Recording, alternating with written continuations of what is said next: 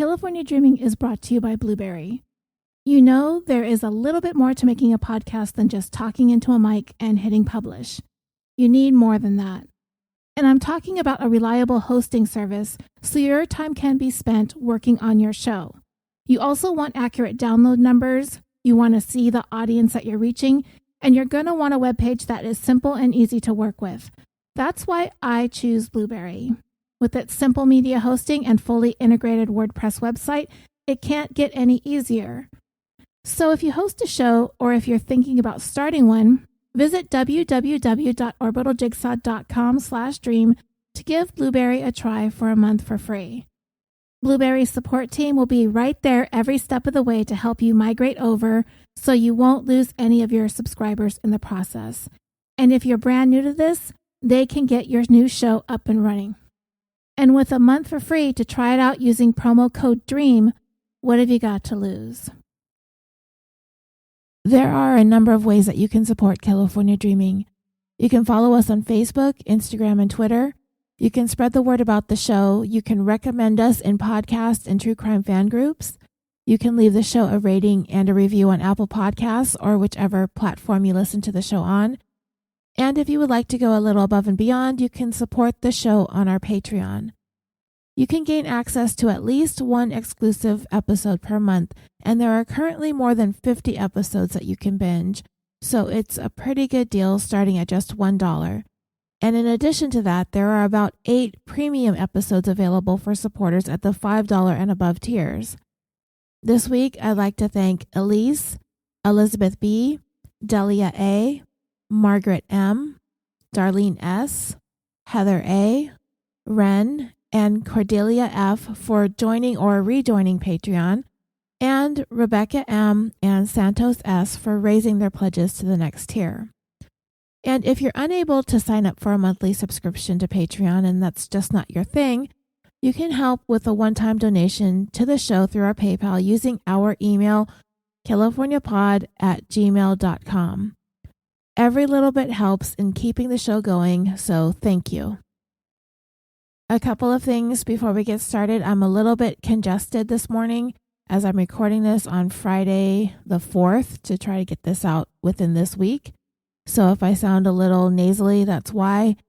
And also, I need to provide you with a warning about this episode. This particular episode contains details involving sexual assault, which may be triggering as well as not suitable for young listeners. There will be 2 parts of this where the details are going to get particularly graphic. I will give you another warning plus a duration of time that you can skip ahead to bypass those details. All right, so let's get started.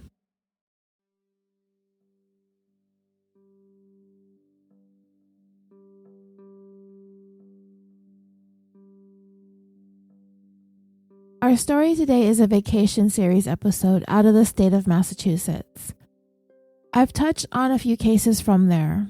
The state, which has a list of nicknames: the Bay State, the Pilgrim State, the Puritan State, the Old Colony State, the Baked Bean State. In an episode on Patreon, we discussed a case out of Fairhaven, Massachusetts involving suicide encourager Michelle Carter, who infamously texted her boyfriend, Conrad Roy, while he was sadly wanting to end his life. It was a case that was somewhat debatable. I mean, he did it. It wasn't his first attempt at ending his life, though it would be his last and successful attempt. But I couldn't help feel as though he was reaching for a lifeline and Michelle was doing the opposite, instead urging him to follow through when he says he's going to do something.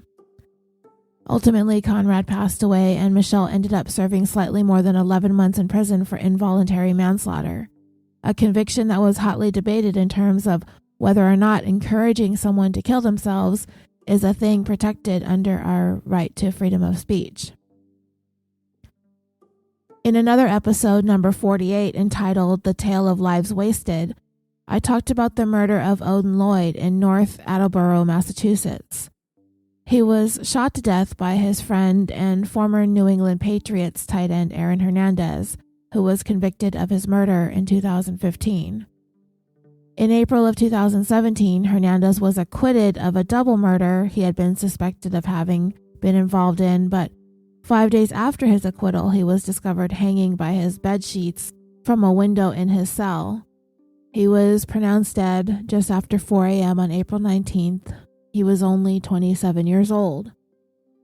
While the motive for Odin's murder has never really been totally clear, it's believed that it may have had something to do with the knowledge that he may have had about the 2012 double murder that Hernandez was suspected of committing, that Hernandez was an extremely paranoid individual, that maybe Odin said something to him in passing or in a joking way referencing the killings, and it sort of set Hernandez off. It was also discovered during Hernandez's autopsy that he suffered from severe chronic traumatic encephalopathy. Oh, God, it's so early to be saying that word. Or CTE. It's cumulative brain damage suffered over an extended period of time due to repeated injuries to the head, and this had an effect on his behavior. However, if you listen to the podcast Gladiator, which is about the Darrin Fernandez story, I think there was this expert from Boston College, if I remember correctly. Towards the end, he said that he had studied many brains damaged by CTE, and as far as he knew, Darrin Fernandez was the only one to have committed homicide, while most others who struggle with CTE will commit suicide. But I do think to an extent that the brain damage played a role in the way Hernandez acted, his paranoia, things like that. There's also been talk about his sexuality, that he was gay and that he struggled with that. And he was recorded on several phone calls ranting about it, even saying that it made him angry that he was attracted to men. And there's the possibility of him being found out, which may have driven his paranoia even more. But anyway, that's episode 48 where I talked about him. Not too in depth because the case was about another story out of California. And I don't even think I got into his sexuality at the time. I can't exactly remember. I'd have to re-listen. So anyway, this is not the first time that our show has visited Massachusetts. However, this will be the very first vacation series episode from there. And it takes place in Dorchester, to be exact, which is a neighborhood in Boston. And it also happens to be the birthplace of my all-time favorite new kid on the block, Donnie Wahlberg. But anyway, this story centers around DNA. DNA, it's been all the rage in true crime lately, am I right? The coldest of cold cases are getting solved left and right because of a thing called genetic genealogy. I don't think I need to get too much into it because y'all basically know what we're talking about here. Killers from murders many, many moons ago are ending up in jails across the United States because science and technology caught up with them.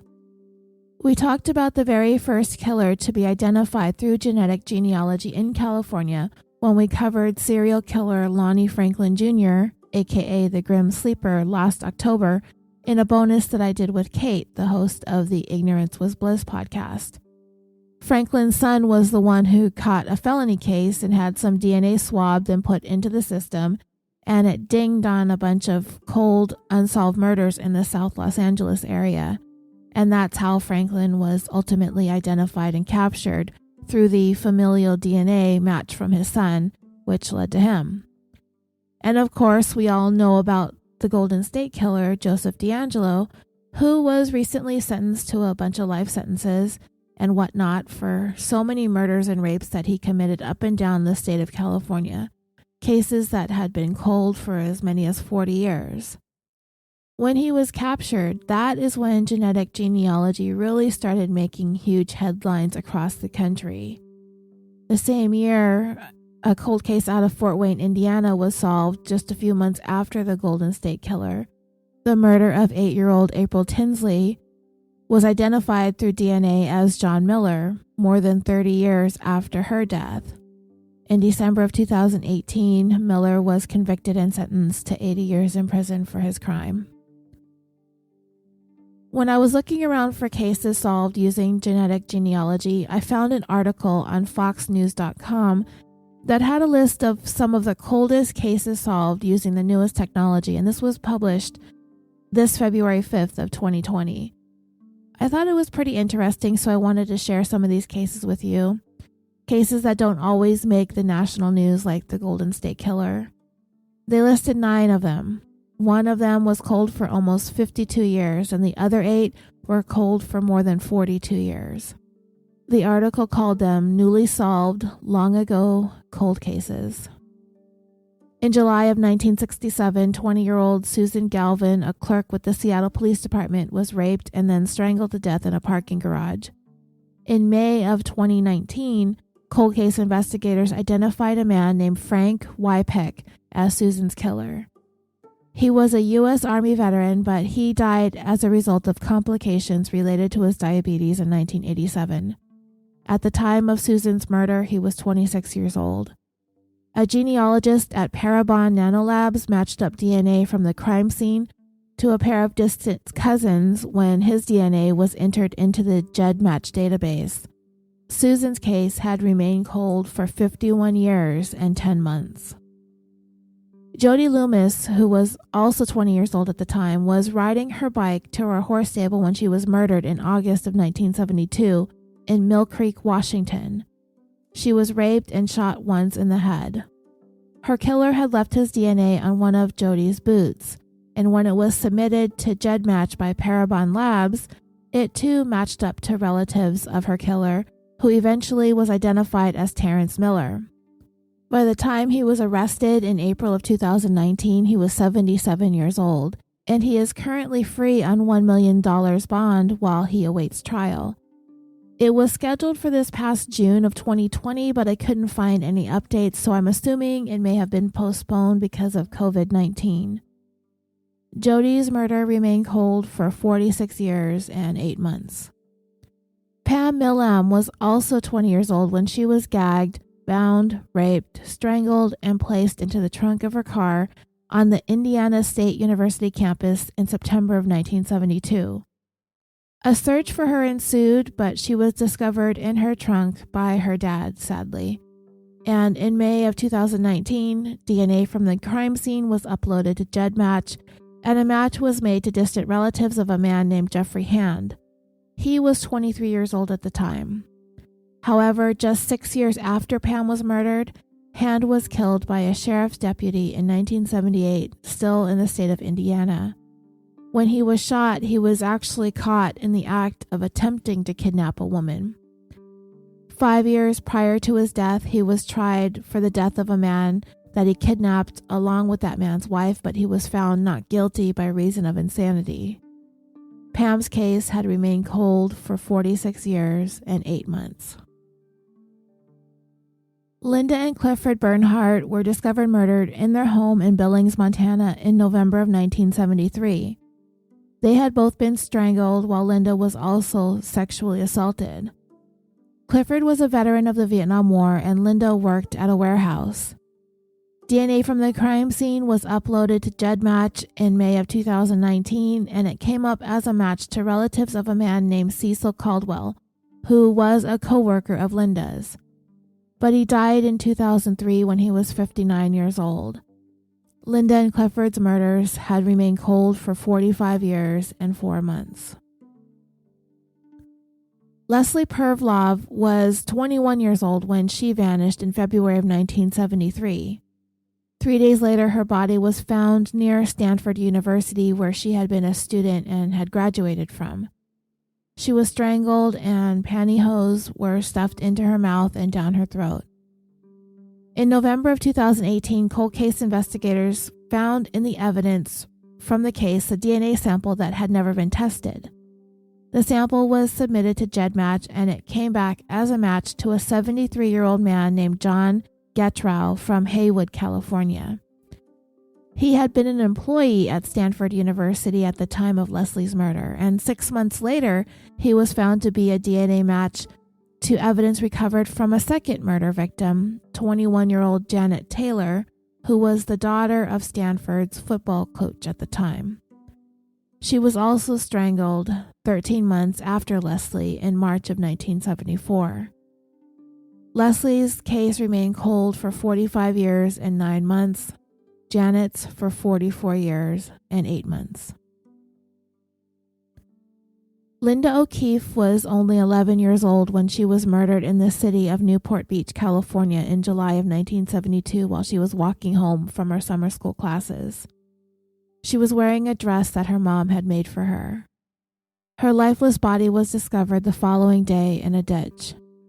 She had been sexually assaulted and strangled to death. A man driving a turquoise-colored van had been spotted by witnesses talking to Linda, but searches for him or his vehicle at the time turned up nothing and the case went cold. That is until February of 2019, when DNA recovered from Linda's body was submitted for testing and came back as a match to a 72-year-old man named James Neal, who was living in Monument, Colorado. He was a resident of Southern California back when Linda's murder took place. Since he was arrested, he came up as a match to 2 more sexual assault cases involving children also in California, several years after Linda was murdered. Unfortunately, he would never be made to face trial, as he died just over a month ago on July 22, 2020, of some unspecified illness, though the article I read about it did say that he did not seem to have symptoms of COVID-19. Linda's case remained cold for 45 years and 7 months. Pamela Maurer was 16 years old when she was murdered after leaving her friend's house in Lisle, Illinois, to get some fast food. She too was sexually assaulted and strangled. Well, her case remained cold for 44 years until this past January of 2020 when a man named Bruce Lindahl was identified through DNA uploaded to GEDmatch, and his DNA matched up also to some distant cousins. Lindahl was believed to be a serial killer. He was 23 years old when he murdered Pamela, but he himself would end up being stabbed to death while he was killing a teenager named Charles Huber. Lindahl is also suspected of being responsible for the 1979 disappearance and presumed murder of 17-year-old Deborah McCall from Downers Grove, Illinois. Her body has never been found. Leslie Harris was 30 years old in May of 1973 when she had gone out to dinner with her husband in Costa Mesa, California. The couple got into an argument, so she got up from the table and stormed out of the restaurant. Her husband reported her missing when she failed to come home that night. The next day, her body was found near the Marine Corps Air Station in El Toro. She was nude and she had been sexually assaulted and strangled.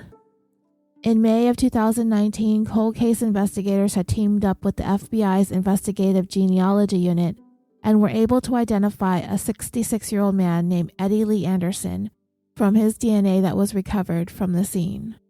He was found to be residing in River Ridge, Louisiana. At the time of Leslie's death, Anderson was a Marine. He was living close to the restaurant that she and her husband had been dining at, and he was stationed at the El Toro Air Base. He is currently in jail awaiting trial. Ellen Matthews and David Schultz, 24 and 25 years old respectively, were at a park camping in Silver Cliff, Wisconsin in July of 1976 when they were both murdered. The couple had recently become engaged to get married. David was killed with a single gunshot fired from about 50 feet or 15 meters away. As for Ellen, she was either attempting to run away or she was taken into the woods by the assailant who then sexually assaulted her. As she was getting redressed, she was killed by 2 gunshot wounds to her chest. In March of 2019, their killer was also identified through a familial match on GEDmatch. An 82-year-old man named Raymond Van Nieuwenhoven, I think that's how it's pronounced, was arrested in his home in Lakewood, Wisconsin. He was subsequently found to be incompetent to stand trial, but from what I was able to find online, they're still working through competency motions as we speak. All of this might be moving slowly also because of the COVID-19. Also, as I was looking around the internet, this guy has quite a long and unique last name. It's 15 letters. VANNIEUWENHOVEN. I found this guy's wife's obituary when I searched his name. She died in 2011. They'd been married since October of 1956, so when he committed this double murder and rape, they'd been married for almost 20 years at the time. And she died just 3 months shy of what would have been their 55th anniversary. Her obituary said that she was survived by her wonderful husband, Raymond. Ellen and David's murders remained cold for 42 years and 8 months. But all of the amazing and fascinating advances that have been made over the years, there is still one thing that cannot be done yet. Science and technology has not advanced enough to have developed a way to distinguish between the DNA of identical twins. Our story today involves a violent crime committed by a man who left his DNA behind when he committed the crime. But unlike almost every other criminal out there in the world identified by their DNA, this particular man just so happened to not be the only person on the planet with that specific DNA profile, because his identical twin had the exact same DNA as him. And we are going to take a look at just how complicated things can get when identical twin brothers are pointing the finger at each other as being responsible for a crime that only one of them committed. In this 158th episode of California Dreaming, a vacation series special entitled The Tale of Brother versus Brother.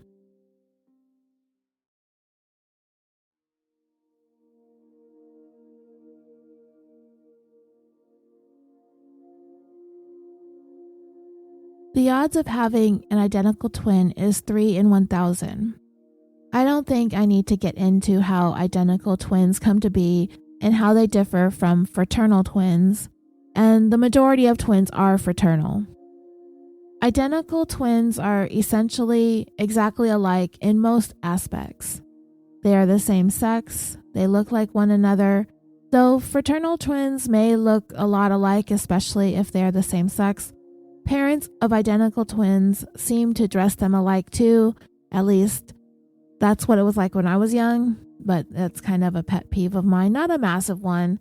No hate on parents of twins that like to dress their kids alike, but they're still individual human beings, especially when they get older. They're hopefully able to choose for themselves if they want to dress like their sibling or not. I've had lots of twins in the years working in preschool. I've nannied for twins, and their personalities are usually pretty different. As a matter of fact, like day and night. Though they are very attached to one another. But anyway, I can't speak too much about it. I don't have a twin. I don't even have a sibling. I don't have twins. So if you're a twin and you'd like to weigh in on it, please come into the group and let us know. And we know because identical twins come from a single zygote, they will share the exact same DNA, though their fingerprints will still be unique, because those form in the womb as they move around and touch things with their hands and feet. But scientists really don't know what causes a single zygote to separate into two individual zygotes, but it is considered to be sort of a glitch in the process of developing. If there is uncertainty if a set of twins is identical or fraternal, that can be figured out through DNA testing. Identical twins will have a 99.99% match to one another, and fraternal twins will have about a 50% match.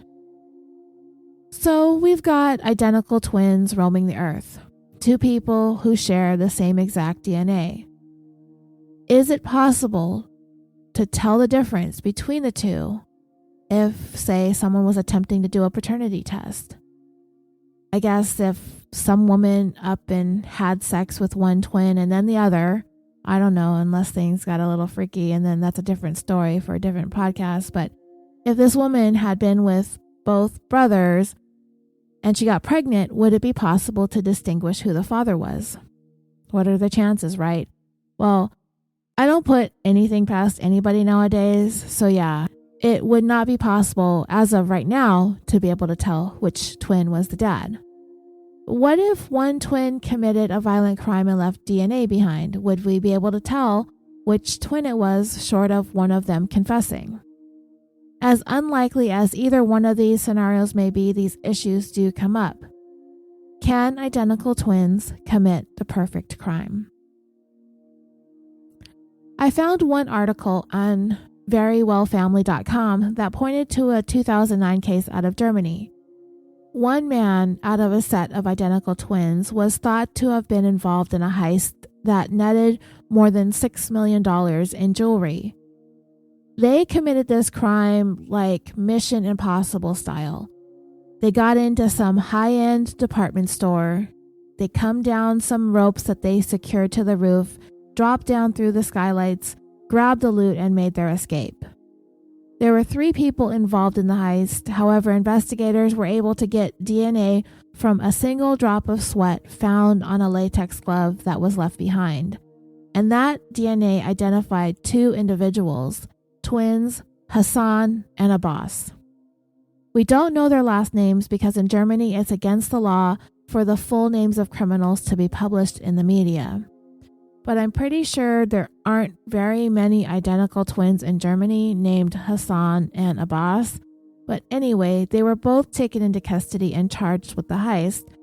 But ultimately, they had to be released because it was not possible to identify whose DNA it was that was extracted from that sweat droplet. Fingerprint evidence would have been able to distinguish between the two, but these guys, they seemed pretty well prepared for this crime and most likely took plenty of measures to not leave very much behind in the way of evidence. But droplets of sweat, that's pretty hard to manage. So there's a pro tip for you. When you're Mission Impossible style dropping yourself into a building to commit a heist, wear a sweatband on your head. The technology to distinguish the DNA between a set of identical twins doesn't exist, though it's being worked on with the hopes of reaching a point where scientists will be able to find the subtle differences in phenotypes that may potentially exist in the DNA of identical twins. When it comes to criminal investigations, situations like the German twins, it's a rarity, but obviously it does happen. And it just so happened to have been a thing in the case that we're talking about today. Dorchester, Massachusetts, as I said, is a Boston neighborhood that covers about 6 square miles or 16 square kilometers. It was named after the English county of Dorset, which is located along the southern coast of England.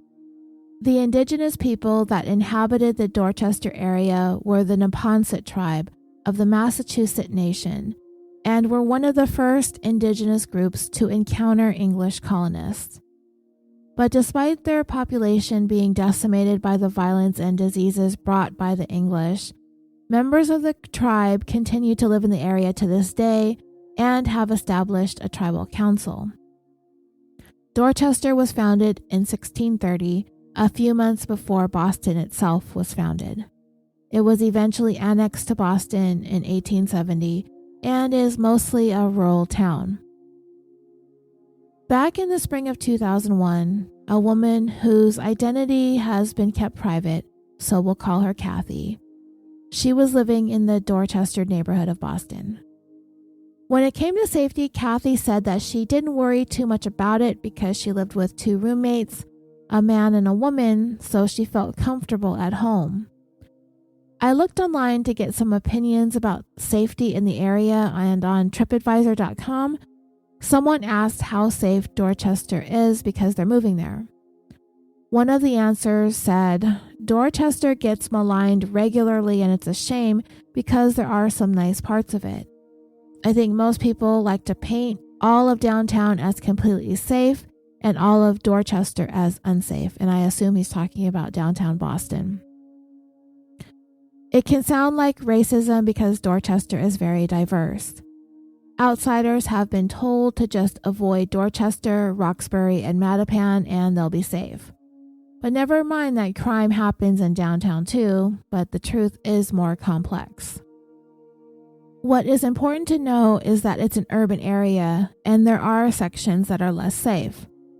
Gun violence tied to gangs is real. other types of crime are real. You can Google the Boston Police Crime Stats map.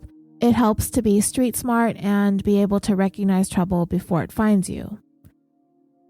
The Shawmut T-Stop, which is a subway station in Boston, is near some lovely Victorian homes. The original poster, like I said, was moving to that particular area. A high-level person at my former job lived on Melville Avenue. The Dot Avenue end of Melville Avenue is pricey for sure. The other end, near Dorchester District Court, is a more dicey area in my opinion. That could have something to do with all of the foot traffic at the court and the fact that people who are involved in trouble have to come and go from there. Codman Square is better than it's ever been, but I don't know that I'd wander the streets at night. I used to have to commute via the Ashmont line after a certain hour, and it feels a little less safe. During most times it's fine, full of lots of commuters coming and going. As with any safety question, the answers you will get will be subjective based on people's experiences and preconceptions. The best, most objective source of information would be the Boston Police Crime Stats map, which is Googleable. But dreamers, on Housley.com, it lists Dorchester in its top 10 most dangerous neighborhoods in Boston, along with Roxbury, Roxbury Crossing, Hyde Park, Mattapan, Roslindale, Jamaica Plain, Fenway Park, Huntington Avenue, and the Emerson College campus. The only ones who can truly attest to the Dorchester area and its safety are those who have lived in the area. I haven't, so I can only go by what I've read online. Kathy, back in 2001, this is where she was living. On an evening in April, it was a pretty cold night. She was upstairs in her bedroom watching TV, getting ready to fall asleep. Her personal safety had never really been a concern, living with her two roommates. Being inside her own home, she ought to feel safe. But sometime around midnight, Kathy was suddenly awakened, only to find a stranger, someone she had never seen before in her life, standing in her bedroom near her bed. She immediately started panicking and began yelling at him to get out of her room, and she tried to get the attention of her roommates with her yelling, but they did not hear Kathy's cries for help. She was about to let out another scream as loud as she possibly could, but the stranger looked at her. He held up his fist and asked her if she wanted him to F her up. She stayed quiet, thinking that if she made another sound, this man would harm her, possibly kill her. Kathy was unaware at the time, but would find out later that a few months earlier, back in August of 2000, another woman had been violently sexually assaulted just a couple of blocks away from her house. A woman named Jennifer. And just like Kathy, she had been in her living room watching TV when she had dozed off for the night on the couch. At some point, a person unknown to her quietly climbed through a window and sexually assaulted her. Fearing for her life, she asked the stranger repeatedly to not kill her. What made this crime so much more difficult for Jennifer, aside from the fact that she had been violently attacked in her own home, was the fact that she was pretty outgoing and she knew almost everybody in her neighborhood. She was friendly with everyone, she trusted them, so the thought that her attacker could have been any one of them was too much to bear, because she had felt safe, especially inside the sanctity of her own home. By the end of this story, the violence and violation suffered by the survivors of this, Jennifer and Kathy, they would develop an enduring bond. Two people who had never known each other before this, and they probably would have never been friends, much less consider one another to be like sisters. But yet, a sisterhood of sorts was indeed born of this, in the unlikeliest of ways, that they both happened to be raped by the same man. And that man, he had a deep bond of his own. And it wasn't simply like a brotherhood, it was a brotherhood. But it was even deeper than that. Because when these two men looked at one another, it would be as if they were looking in the mirror. Except for the fact that one of them just so happened to be a rapist. The man who raped Kathy, she really couldn't say very much about what he looked like. She wasn't going to be able to identify him by his face.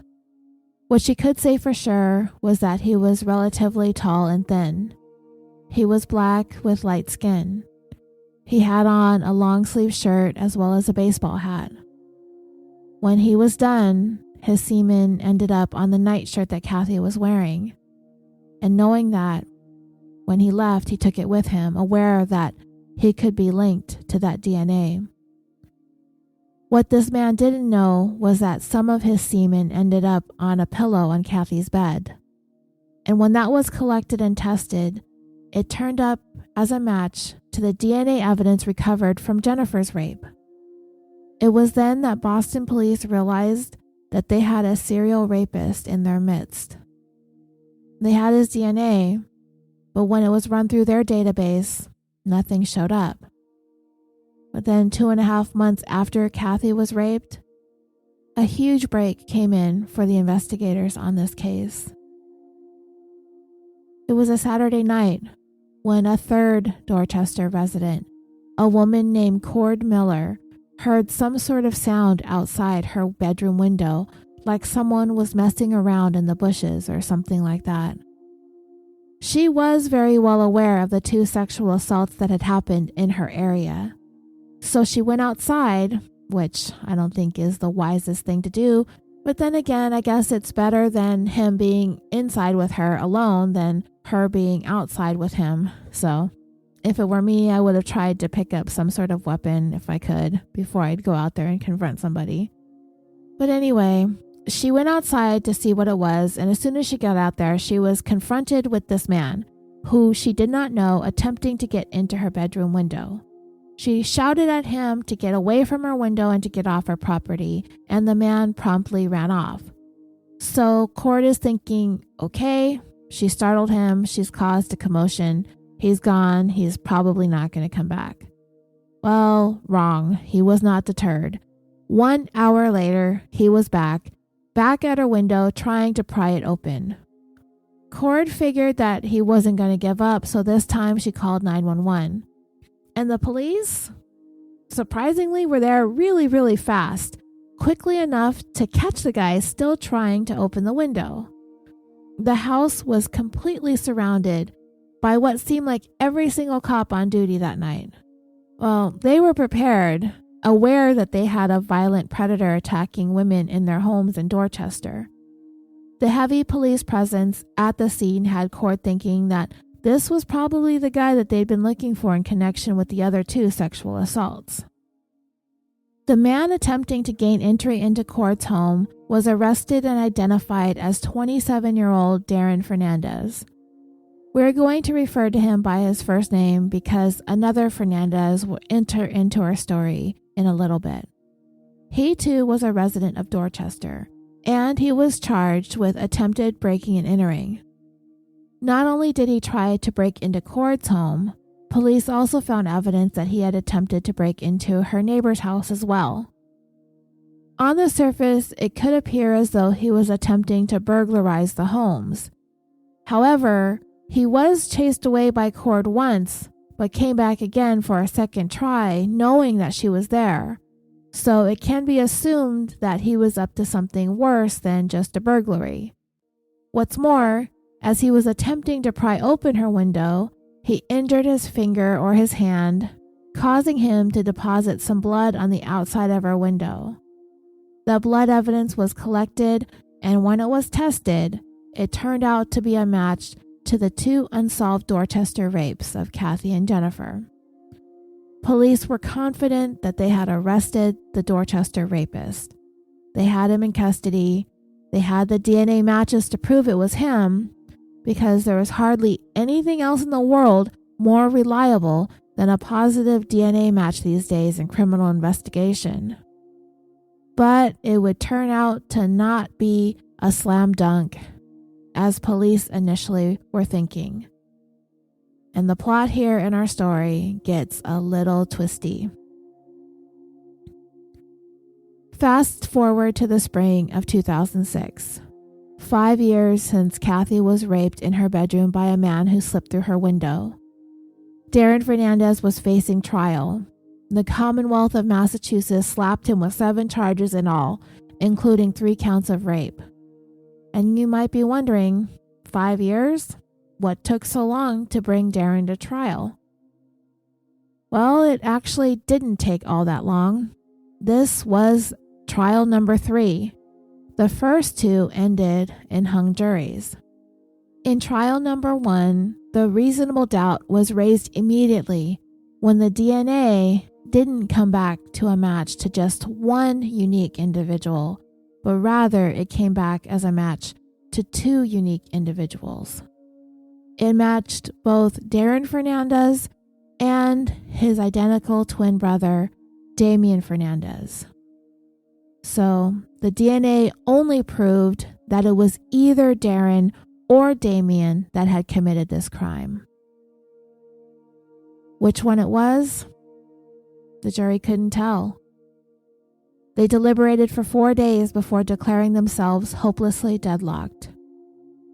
Trial number 2 started 8 months later, and the prosecutor actually brought the jury out to the scene of the crime, to a place where Darrin had done some work painting a house.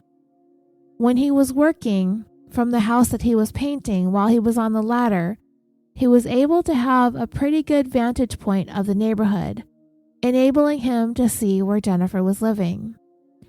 They suggested that he was able to make the selection of his victims throughout his workday.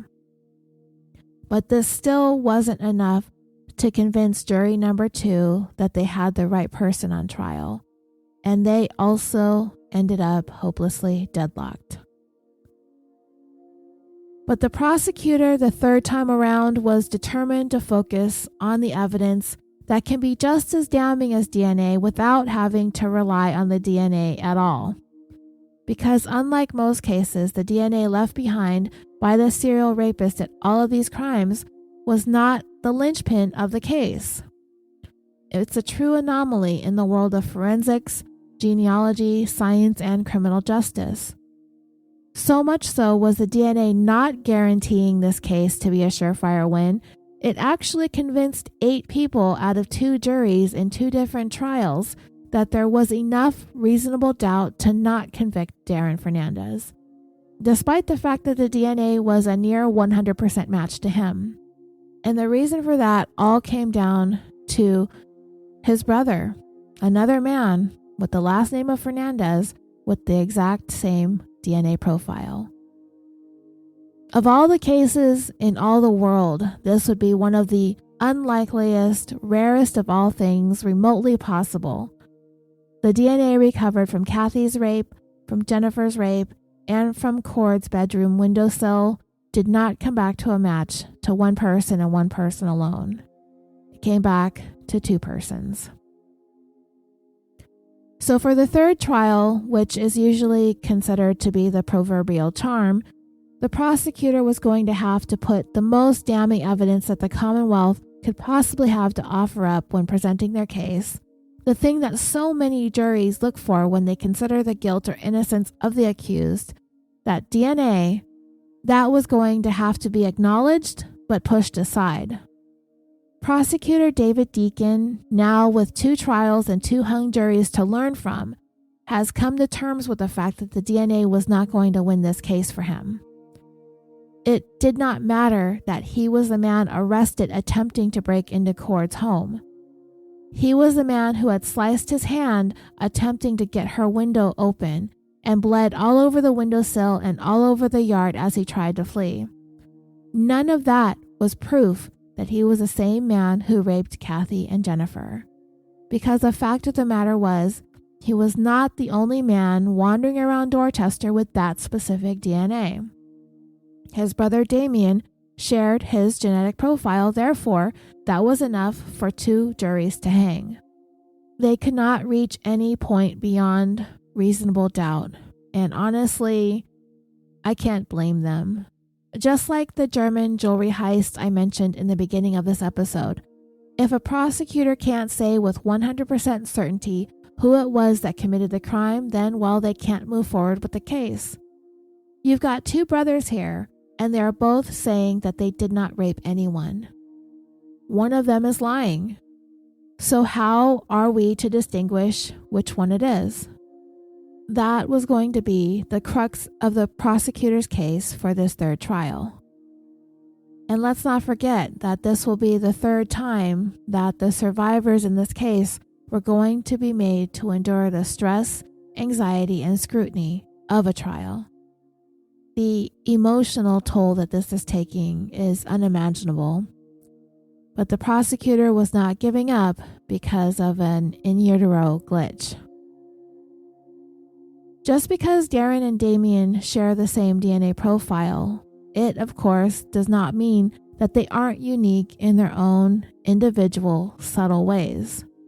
And those are the subtleties that Prosecutor Deacon needed to sharply emphasize if he stood any chance of bringing these jurors into a reasonable degree of certainty territory.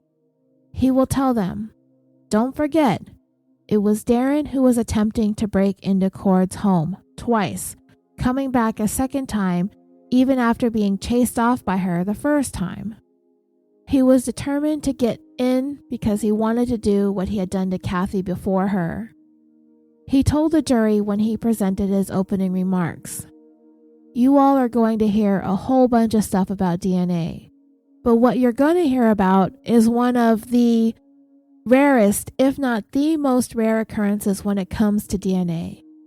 He wanted to impress on the jury that they needed to use their thought processes and common sense to be able to not focus solely on what the DNA tells them or doesn't tell them, but to examine other patterns not based on science and forensics. Never mind the double helix pattern, but look at the behavioral pattern of the defendant. The precedent that he has set for himself in terms of his criminal conduct, which will characterize him as the perpetrator, just as much as the DNA would identify him as such. The DNA could only go so far in this case, and 2 trials had already proven that the DNA stops at brother Darrin Fernandez. He had been all the reasonable doubt that 2 juries needed to hang. Prosecutor Deacon was hoping to take this third jury on a journey back in time, to a simpler time, a time before science and technology reigned supreme in the courtroom. This is a case that the jury was going to have to decide in the way that juries of the past needed to, with a measure of subjectivity, with their own personal feelings about what all the other evidence shows as to who the real perpetrator is. Prosecutor Deacon was not going to be able to allow the DNA to make this case for him this time. He was going to have to make the case for himself with proof that he has the correct brother seated at the defendant's table. The jury was unaware that this was Darrin's third trial. As for Darrin's defense attorney, Robert Zanello, his hopes were riding on a third uncertain jury, and that would be enough for the Commonwealth to finally give up and toss the case out once and for all. A case like this was unlike anything he'd ever seen, and the same can be said for the prosecutor, and the entire state of Massachusetts for that matter, which is one of the reasons why I wanted to talk about this case, because it was so rare. Kathy testified for a third time in this trial, and what came out in court are details that I'm sure are going to make your skin crawl. This can be very triggering, but it does lend to the patterns of behavior that the prosecutor so desperately needed to focus on if he had any chance of winning this time around. I'm going to describe what the victims said in the court about the things their attacker said and did during the assault. Some of you may find this difficult to listen to, so you may fast forward about 60 seconds starting now. Kate told the court that she was awakened by a man standing near the foot of her bed. As he began to walk around to the side of her bed, he was saying things, making remarks as if he was trying to be flirtatious but way more creepy than just a cheesy pickup line. She described him as sort of trying to sweet talk her, telling her that she had a nice body. He kept saying things as if these were moments leading up to some sort of consensual sexual encounter, like coming on to her, and he was getting into the moment as if he were on a date with this woman. But soon, he would begin his attack, and it was another part of this man's behavior in that he forced his victims to perform oral sex on him. In court, Kathy said she began choking and gagging, and when that occurred, he let go of her head and masturbated. Kathy was unable to see the man. It was very dark in her room. She did see him for a moment as he left when she turned on her light, but all she was able to see was that he was wearing long sleeves and a baseball hat. So she couldn't say what his hair looked like or if he had any scars or tattoos. The DNA evidence, which was recovered from her pillowcase, I mentioned would only take this so far because of his identical twin. And based on the 2 previous trials, it was clear that Kathy's testimony on its own was not enough to sway a jury. So for trial number 3, Prosecutor Deacon brought in a witness he had not brought in for the first 2, Jennifer. Remember, the DNA from her rape matched the DNA from Kathy's rape, which matched the DNA from Cord's windowsill, which is where a still bleeding Darrin Fernandez was arrested attempting to break into her home. But it was a hard-fought battle. The prosecutor had to convince the judge in a pretrial motion to even allow Jennifer's testimony to go on the record in the first place. Usually things like that are considered prejudicial to the defendant's case and aren't allowed in. The prosecutor highlighted how similar the patterns of the perpetrator's behavior was in both cases, which was pertinent to his case. Luckily for the prosecution and not so much for the defense, the judge went ahead and allowed for Jennifer's testimony to be heard during the trial. Prosecutor Deacon's hopes were that her testimony in tandem with Kathy's would be able to convince a jury that they had the right twin. It might be worth mentioning that both Jennifer and Kathy had elected in the interviews that they gave to NBC, who covered this case some years back. They had early on elected to not have their faces shown on TV. However, both of them have since decided that they were not the ones that needed to be ashamed of anything, and both spoke openly without their faces obscured about the trial and the case. However, as I said, Kathy continued to choose to not use her real name. Jennifer even said that it was important to not be afraid, to not hide, so that anyone else who might be going through what she went through can see that they can come forward, that they do not have to exist in the shadows. Now again, this may be a point where you might want to fast forward, as I'm going to get into some details of Jennifer's attack and the things that he did when he broke into her home.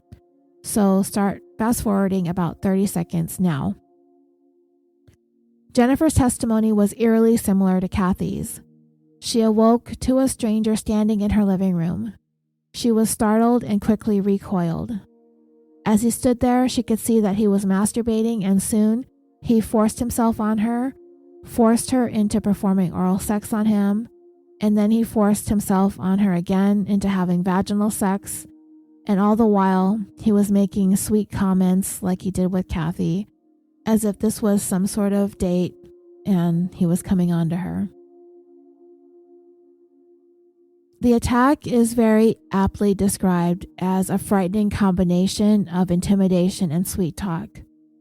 When he was done, he buckled up his pants and continued to act as though Jennifer and he were in some sort of consensual, committed relationship. He then added insult to injury when he thanked Jennifer, telling her that it was good, as if he didn't just forcibly take this from her, as if she was some sort of willing participant, thanking her. She was like, how could you even say something like that when you just took what you wanted? What made Jennifer's testimony much more powerful than Kathy's is the fact that she saw more of her attacker than Kathy did. So much so that she was able to work with the police composite sketch artist in order to produce an image of the man that Jennifer said had raped her. And when they were done and she looked at the finished composite, she was sure it was a very close resemblance to the man who attacked her.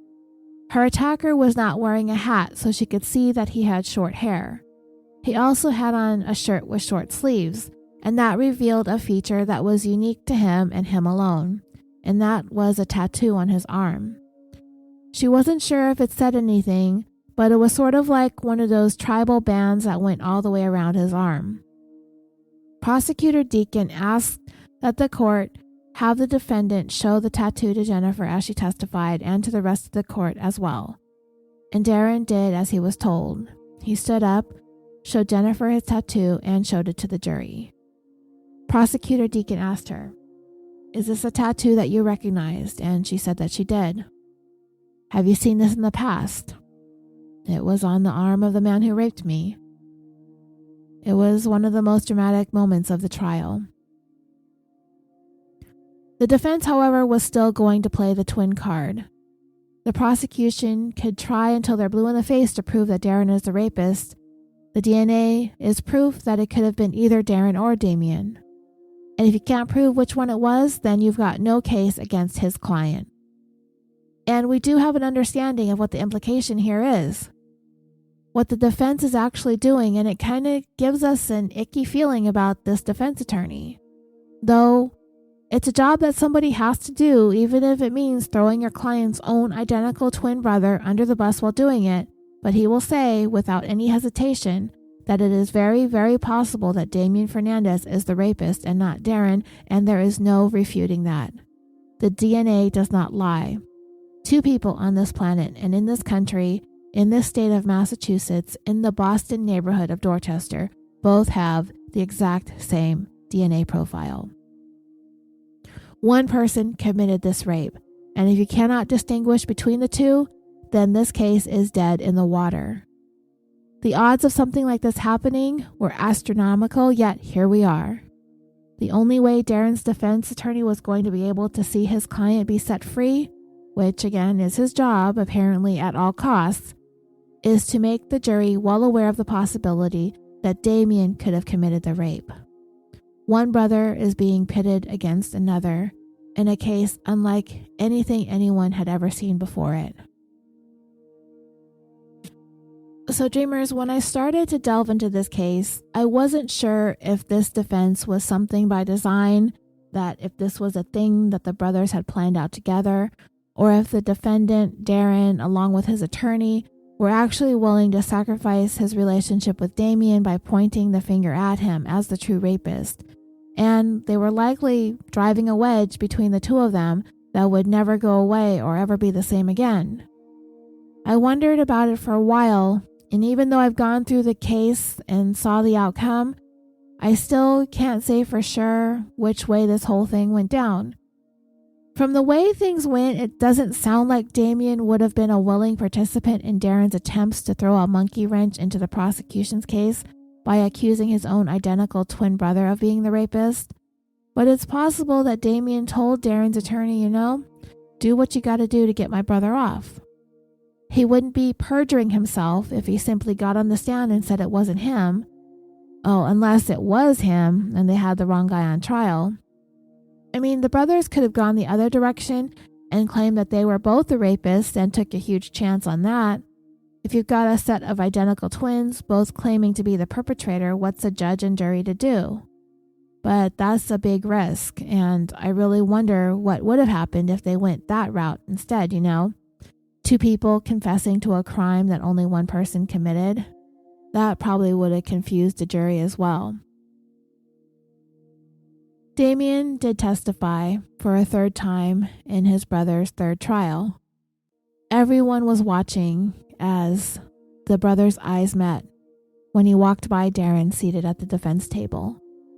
And it's like, both of them know that deep inside their hearts and in their minds what the truth really is. but it's buried someplace where we can't get to it. And the 12 people impaneled on the jury are going to have to try and figure that out for themselves. Which one of these two is responsible for harming and violating this woman? What made things even harder is that neither Damien or Darrin were exactly choir boys growing up. Their dad was not around at all, and their mother passed away of cancer while they were still in their teen years. So they were in and out through a revolving door of living situations. And sadly, in short order, they were both finding themselves in trouble with the law. And they were both guilty of using each other's identity on various occasions over the years when they would find themselves in trouble. So Darrin pointing the finger at Damien and Damien pointing the finger at Darrin isn't exactly a new phenomenon here between them, and that can be said probably for many sets of twins. I mean, not necessarily to get out of trouble like this, but trading places for whatever reason. But in this particular instance, with Darrin on trial for rape, this was by far the most serious trouble that either one of them had ever found themselves in. So the stakes were high. And Darrin's defense attorney was going to need to go hard on Damien if he was going to convince the jury that it could have been him that committed the rapes, not necessarily his client. And that meant treating Damien as if he were the one on trial, even though it was actually his brother's criminal trial, not his. Darrin's defense attorney started off by accusing Damien of turning his brother in once he was identified as a match to the DNA found at all 3 crime scenes. But Damien stood firm. He wasn't giving anything up. He wasn't giving his brother up or throwing him under the bus by coming forward once the DNA pointed to him and his brother. He insisted that he did not commit these crimes. He didn't do it, and he wanted to clear his name. That's why he came forward. When Damien found out Darrin was being arrested for attempting to break into a home and the blood evidence linked him to the 2 rapes, Damien immediately cooperated with investigators on this case. Darrin's defense attorney portrayed this move on Damien's part as devious, calculating, and self-serving. That when the police showed up to talk to him about the rapes, he pointed them directly at his twin brother. You need to go look at his house if you want to find evidence of these crimes. The defense characterized this as Damien's attempts to get police off of his trail and onto his brothers instead. And, well, yeah, that is kind of what he's doing here because Damien is saying he didn't do this.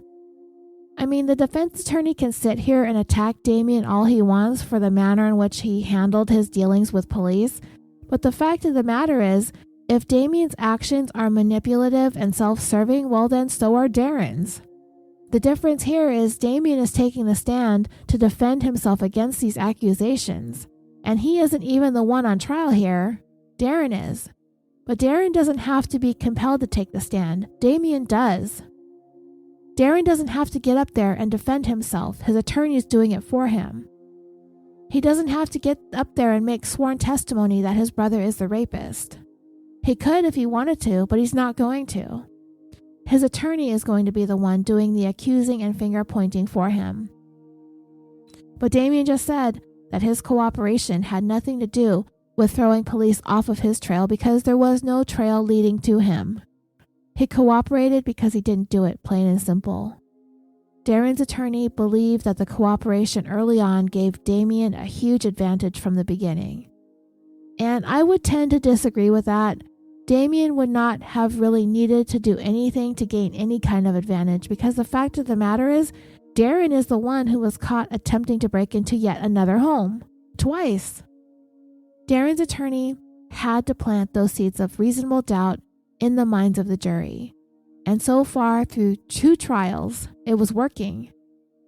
The plan was to muck up these cases so much with the possibility of the 2 individuals who matched the crime scene DNA to an extent that a jury can't possibly vote to convict Darrin because they just aren't sure.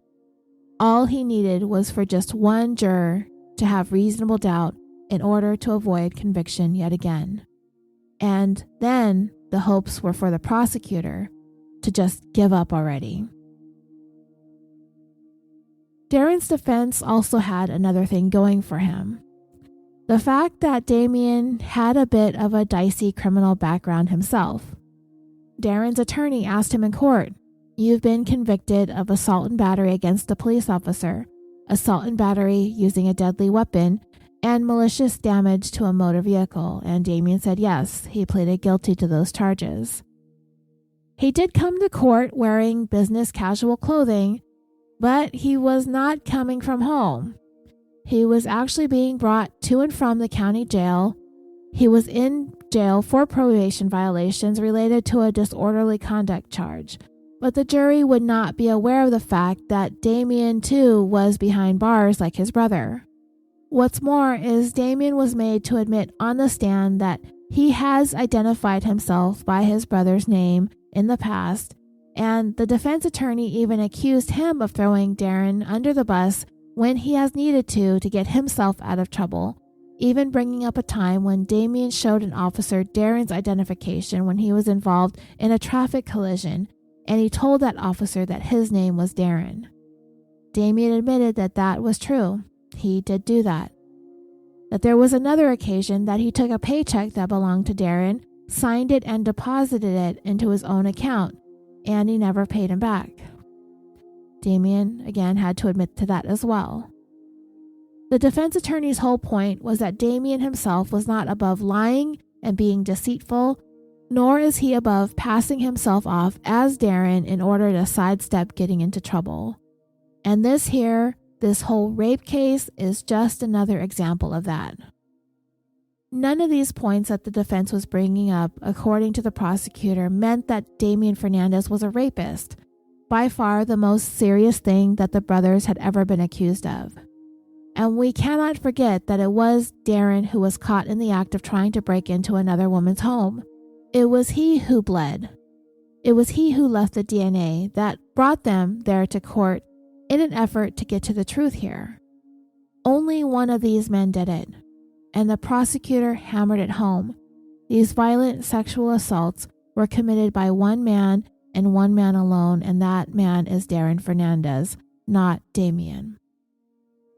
The prosecutor was very well aware from the past 2 hung juries in the last 2 trials that not only could he not rely on the DNA, but he also could not rely on the fact that Darrin was the one arrested trying to break into the 3rd home, that none of that on its own was going to be enough to convince 12 jurors that the right man is on trial here. He decided that this time around, he needed to sharply center his case on the nuances of these 2 individual men. There are differences between them, particularly when it came to how they appeared physically at the time Jennifer was raped back in 2000. Damien testified that in the summer of 2000, when Jennifer's attack took place, that he did not have any tattoos on his arms. She was also able to definitively say that her attacker had short hair, and Damien had long hair that summer. And the prosecutor entered into evidence photos of Damien taken around the time of Jennifer's attack that showed that he indeed had long hair. He also showed a photo of Darrin taken around the same time, and clearly he had short hair. Jennifer said that when she spoke to police and when she sat down with the composite sketch artist, that her attacker had short hair. She was certain of that. Therefore, the rapist had to have been Darrin, and it could have only been him. As for Damien's character and criminal past, none of that mattered when it came to this case, according to the prosecutor. Because when he was brought in for questioning regarding his DNA being found at these 3 separate crime scenes, he readily cooperated with police. They asked him for a DNA sample, a request to which he willingly submitted. He signed the papers, provided the DNA samples on the spot. He was, for all intents and purposes, exactly what a proper citizen with nothing to worry about would have done. However, when he learned that his DNA was a match to the 2 rapes, he sent a letter to the detective on the case in 2002 to make sure that they were investigating the case properly. He knew what it meant to the case that both he and his twin brother matched, and he knew it was highly likely that Darrin would not have a problem with throwing him under the bus in order to save his own skin. Part of his letter to the detective read, So what are you, as a detective, going to do to distinguish between the two of us? I didn't do anything, so I have nothing to hide. I do know I wish you people would hurry and clear my name. I do not want to be one of those guys who is falsely accused of a crime and then 30 some odd years down the line, the Commonwealth comes to me with an apology. Darrin's defense attorney saw the letter as, again, a manipulative, self-serving move on the part of Damien. That he sees himself as some sort of criminal mastermind, and if he could just strike first, he would be able to keep the investigation concentrated on his brother instead of him. And throughout this entire years-long ordeal, including 3 trials, we can imagine that it all took a toll on their relationship, the bond that Darrin and Damien once had, especially for Damien. The emotions were certainly a mixed bag, as it was never going to be easy to get up on the stand and provide sworn testimony against his own brother. But he had to if he was going to proclaim innocence and clear his own name. He had no choice. He testified before the jury that he and Darrin were close when they were young, and that all of this entire ordeal, that nobody was going to come out a winner here. They were all losing, no matter what happened, and the cost was going to be immeasurable. If Damien testified, then he's a snitch of the worst kind, ratting out his own brother. But if he didn't, then it would come across as though he was guilty, because then he must have something to hide. Ultimately, the greatest betrayal of all would be whichever brother was falsely accusing the other brother of being a violent serial rapist. Darrin Fernandez would finish up his testimony by denying that he broke into Jennifer's home and raped her, and also denying that he broke into Kathy's home and raped her. One of the most troubling aspects of this whole thing for me is how little regard the defense attorney had for the survivors of these attacks. And I say that because he really doesn't care if his client Darrin Fernandez raped these women or not, or if it was his brother Damien Fernandez who raped them. All he cares about is getting his case to a point beyond reasonable doubt. He has so little regard for the idea that he might very well be responsible for helping a rapist go free. Not a care in the world about this man potentially being back on the streets once again. That is, if he believes that Darrin is the rapist, seeing as he is the one who broke into the 3rd home, or tried to break into the 3rd home. He's the one with the tattoo. He's the one with the short hair at the time of the first rape. The evidence is compelling enough for there to be a great deal of concern for the safety of the women who live in the Dorchester community. I know it's his job to get his client off. But I don't know, this case, this attorney, this was really getting under my skin because it goes beyond winning. There is a very real danger if Kathy's and Jennifer's rapist is set free. He might go dormant for a while, but I don't think he'll stop until he's locked up for good. So the case went to the jury. And there is a unique thing about the Commonwealth of Massachusetts that doesn't always happen in court. And I did see something similar happen in the Jodi Arias case when the jury was given the case to deliberate. They were able to write down questions on a piece of paper that the judge would read in open court. Not every judge allows it, but in this one, with Darrin Fernandez's trial, the judge allowed it. And one of the questions was a thing that nobody had thought to bring up during any of the 3 trials. They wanted to know if Damien Fernandez had a lisp. So the judge asked him, "Sir, do you have a lisp?" And Damien was like, "A lisp?" And the judge was like, "Yeah, a lisp." And Damien said, "Well, I do have a speech impediment." And the judge asked him, "Does your brother have any sort of speech impediment?" And Damien answered, "Not that I know of. He seems to speak normally." At least one of the jurors noticed as Damien was on the stand that he had a pronounced speech impediment, described as sort of a slurred sound to some of his words.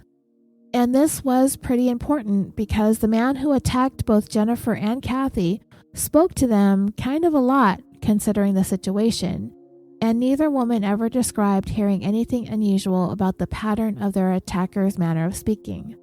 There was no lisp, there were no slurred words.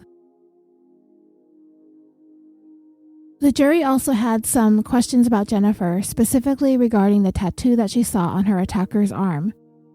In the testimony she gave, she said she was 97% sure that the tattoo was on the left arm, but it turned out to be on Darrin's right arm. But she did say that she wasn't 100% sure. And not only that, the information about the tattoo did not come up on Jennifer's end until some 3 years after the fact. Back when the attack happened in 2000, she made no mention of her attacker having a tattoo, insinuating that her memory may have been massaged a little as the prosecution made its case against Darrin.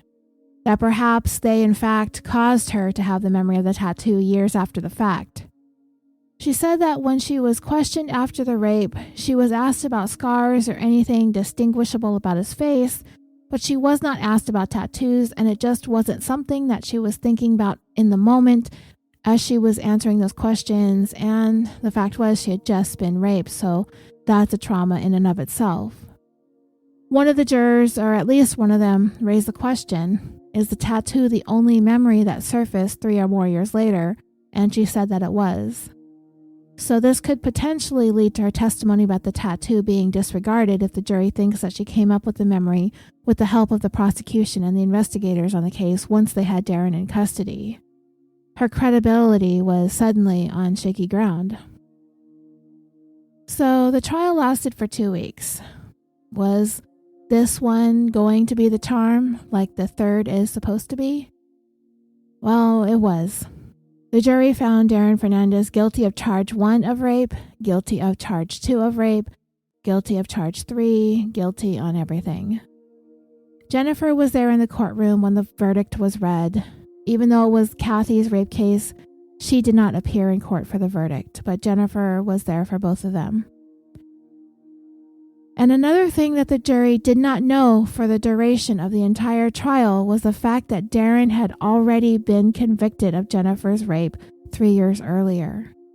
She was there to testify as to his patterns of behavior.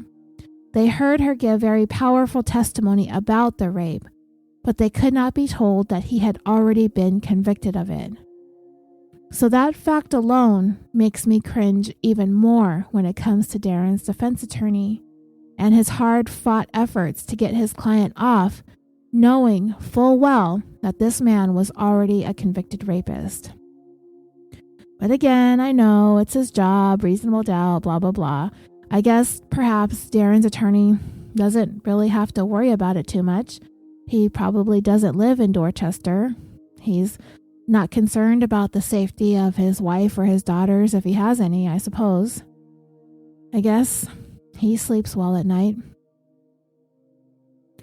Kathy heard the news over the phone. She had moved away from the area since the attack. The prosecutor had called her and told her that he was convicted on all counts. And needless to say, this was an incredible sense of relief that this years-long ordeal was finally coming to a close. It was 3 trials. 3 times Kathy needed to stand up and face her attacker. It was a huge weight lifted off of her to know that he was going to be in jail probably for a long time, hopefully never to do this to another woman again. Kathy and Jennifer were together a week after the conviction for Darrin's sentencing. As I said in the beginning, out of this unimaginable nightmare that these 2 women survived, a bond between them formed. While they were just as different as night and day, Jennifer was clearly the stronger personality, more outspoken, more audacious, and Kathy was much more private and quiet. But they came out the other end of this as sisters, having endured this thing that no one else in their lives could begin to understand. As for Damien and Darrin, well, after Darrin was convicted, now for a second time, a convicted rapist, his brother, despite Darrin's attempts to pin this crime on him, still found it within his heart to try and reach out to him in jail. but Darrin has all but refused to speak to him or have anything to do with him. And what does Darrin's defense attorney have to say about that?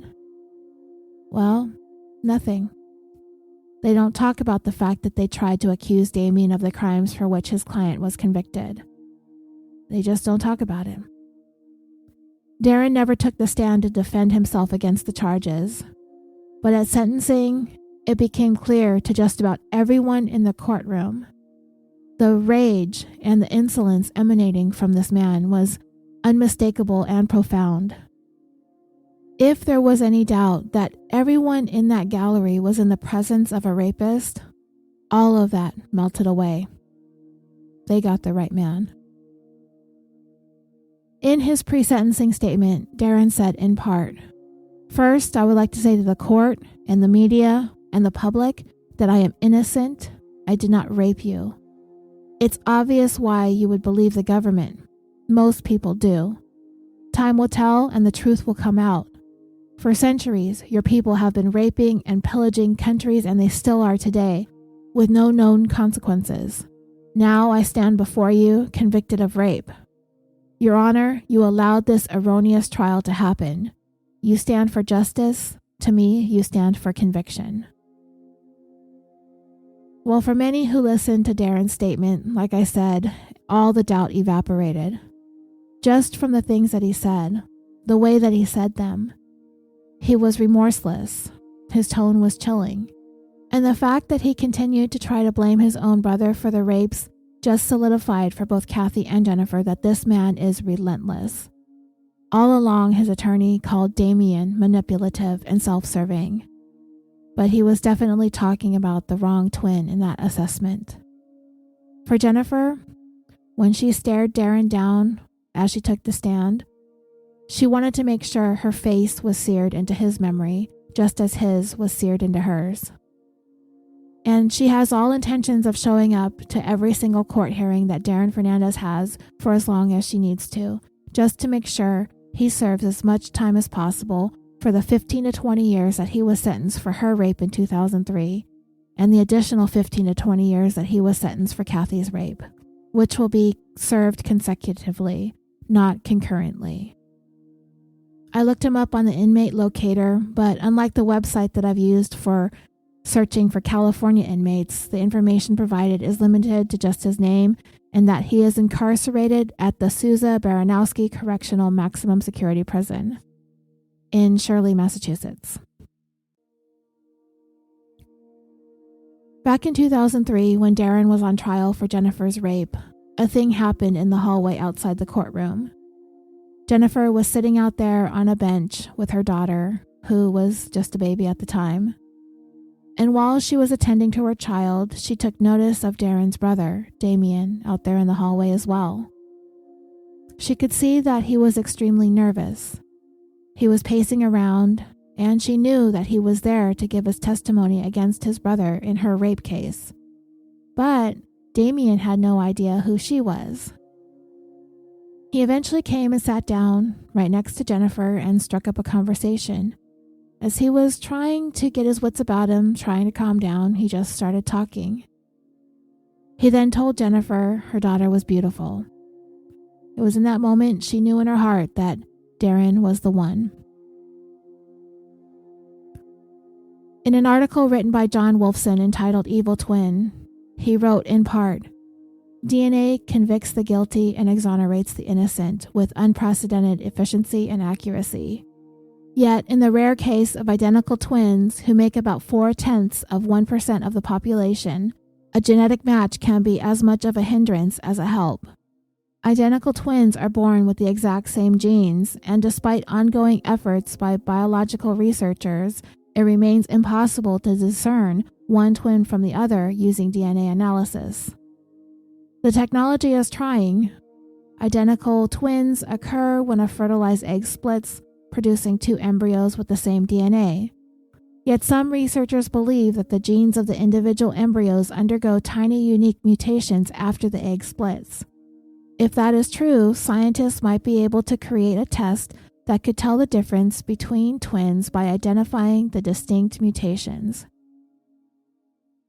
So, dreamers, for now, we wait for the passage of time to see if the technology to distinguish the DNA between identical twins will eventually come about.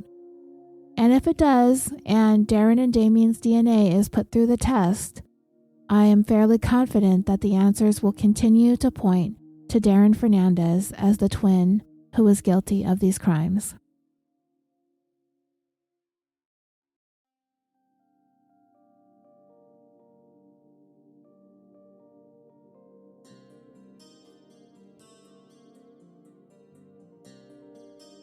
And that will bring this 158th episode of California Dreaming to a close. I hope you enjoy this vacation series episode. I again ask you to come over to our Facebook group if you haven't done so yet and request to join. It's there that we discuss these cases and share our thoughts and opinions, not only about our show, but any other podcasts that you listen to, documentaries that you've watched, books that you've read, as well as current news stories and posts about your pets. And we post funny memes, and we keep it pretty light. Come over and share. You can also go over to our Facebook page and like that page and leave a review or a recommendation. You can also follow us on Twitter at KiliforniaPod and Instagram at KiliforniaDreamingPod. California Dreaming is brought to you by the Orbital Jigsaw Network, a podcast production company on a mission to create some of the best podcasts to listen to, with an amazing roster of shows with content including true crime, history, sports entertainment, gaming, and social media. So visit our website at www.orbitaljigsaw.com. You will find links to all of our podcasts, as well as a direct link to our merchandise store on TeePublic. That's www.orbitaljigsaw.com. Thank you so much for listening. I'm your host, Roseanne, and until next time, sweet dreams.